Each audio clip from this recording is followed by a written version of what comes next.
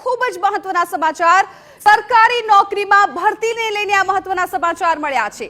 સરકારી ભરતીઓમાંથી કોન્ટ્રાક્ટ પ્રથા નાબૂદ કરવા તરફ પહેલ કરવામાં આવી। મુખ્ય પ્રધાન ભૂપેન્દ્ર પટેલે આ પહેલ કરી છે। સીએમએ મુખ્ય સચિવને કાયમી ભરતી માટે નિર્દેશ કર્યો। વર્ગ 3, 4 સહિતના કોન્ટ્રાક્ટથી થયેલી ભરતીના સ્થાને કાયમી ભરતી કરવાના આદેશ આપવામાં આવ્યા છે।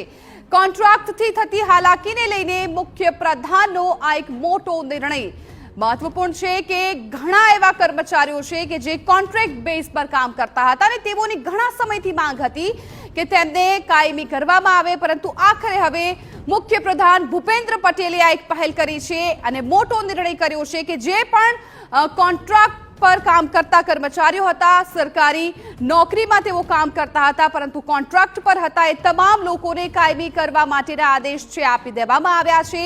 મુખ્ય પ્રધાનની આ પહેલ છે। સીએમએ મુખ્ય સચિવને કાયમી ભરતી માટેનો નિર્દેશ કરી દીધો છે।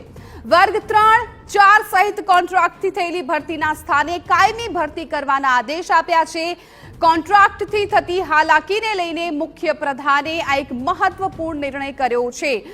ગુજરાત રાજ્યમાં ઘણા એવા જે કર્મચારીઓ છે કે જે કોન્ટ્રાક્ટ પર કામ કરતા હતા, તેમનો 5 વર્ષનો પણ કોન્ટ્રાક્ટ હોઈ શકે, કોઈકનો 2 વર્ષનો, કોઈકનો 3 વર્ષનો, આ રીતે જે આખી તેમની નોકરીની પેટર્ન છે રહેતી હતી અને ત્યારબાદ જો કોન્ટ્રાક્ટ રિન્યુ થાય તો તેમને રિપીટ કરવામાં આવતા હતા અથવા તો તેમને કાઢી પણ મૂકવામાં આવતા હતા, પરંતુ હવે આ કોન્ટ્રાક્ટ પ્રથા છે એ બંધ થઈ જશે કેમ કે આ પ્રથા નાબૂદ કરવાની પહેલ સીએમ ભૂપેન્દ્ર પટેલે કરી છે। વર્ગ 3 અને 4 માં કોન્ટ્રાક્ટને બદલે હવે કાયમી ભરતી કરવાનો આદેશ આપી દીધો છે।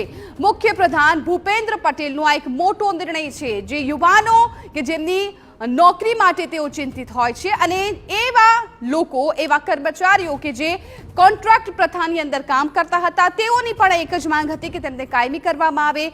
અનેક વખત રજૂઆત કરવામાં આવી હતી પરંતુ આખરે હવે સીએમએ આ નિર્ણય કર્યો છે। તો મારી સાથે વરિષ્ઠ પત્રકાર અજય ઉમટ જોડાઈ ગયા છે। અજયભાઈ, TV9 માં ખૂબ સ્વાગત છે। અજયભાઈ, એક મોટો નિર્ણય કહી શકાય સીએમ તરફથી કેમ કે જે કોન્ટ્રાક્ટ બેઝ પર કર્મચારીઓ કામ કરતા હતા એમના જીવ તો સતત અધર રહેતા હતા કે ગમે ત્યારે તેમની નોકરી જઈ શકે છે, આખરે હવે પ્રથા નાબૂદ કરાય। આ હું માનું છું કે બહુ જ સારું વિધેયાત્મક રચનાત્મક કદમ છે અને એને ચોક્કસ આવકારવું જોઈએ। આપણે જયારે સરકારની ટીકા કરતા હોઈએ ત્યારે જો સરકાર સારું કામ કરતી હોય તો એને પણ બિરદાવવું જોઈએ। આ ચોક્કસ એક સાચી દિશાનું કદમ છે। એટલા માટે પણ આપે જે વાત કરી બેન કે કોન્ટ્રાક્ટ કર્મચારીઓનો જીવ તો અધ્ધર પડી કે રહેતો જ હોય છે, પરંતુ સાથોસાથ જે વ્યક્તિ કોન્ટ્રાક્ટ પર કામ કરતી હોય ને એની કોઈ અકાઉન્ટેબિલિટી, રિસ્પોન્સિબિલિટી કે ઓથોરિટી ત્રણેયમાંથી એકે નથી હોતું। હવે જ્યારે કોઈ પણ કર્મચારીને તમે એક કાયમી ધોરણે લો છો તો એની જે એક સેન્સ ઓફ બિલોંગિંગ આવે છે એને કારણે એને પોતાની નોકરી પર ફરજ પરત્વેનું એક સભાનતાપૂર્વક વધારે કામ કરે છે અને સરકાર સાથે પણ એક લાંબા સમયની એક વફાદારી રહે છે। અને બીજું કે એક જોબ સિક્યુરિટી, જોબ ગેરંટી જે છે એ કોઈ પણ વ્યક્તિના જીવનમાં બહુ જ મોટી વાત છે। એટલે હું માનું છું કે આ ચોક્કસ એક સાચું કદમ છે અને બિરદાવવા લાયક છે।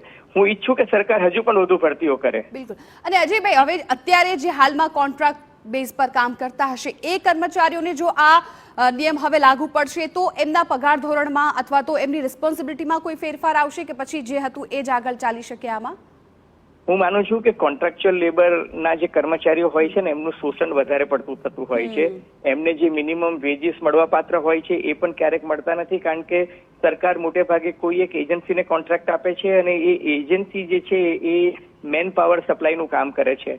હવે જો કોન્ટ્રાક્ટર પ્રથા જતી રહેશે અને કર્મચારીને સીધું સરકાર સાથે જ કામ કરવાનું રહેશે તો એનું પગાર ધોરણ પણ સુધરશે, એ સાથે એને social security, insurance, health benefits એ બધા બેનિફિટ્સ પણ મળશે અને એનું પગાર ધોરણ ચોક્કસ વધશે। અને બીજું કે સરકારમાં જેમ નવા પગાર ધોરણ આવે છે, રિવાઇઝ આવે છે, એ બધાનો પણ એને લાભ મળશે। બિલકુલ અજયભાઈ, આભાર આપનો સમગ્ર વાતચીત અમારી સાથે કરવા બદલ। તો અત્યારે હવે તમામ લોકો છે આ સીએમના નિર્ણયને પણ બિરદાવી રહ્યા છે।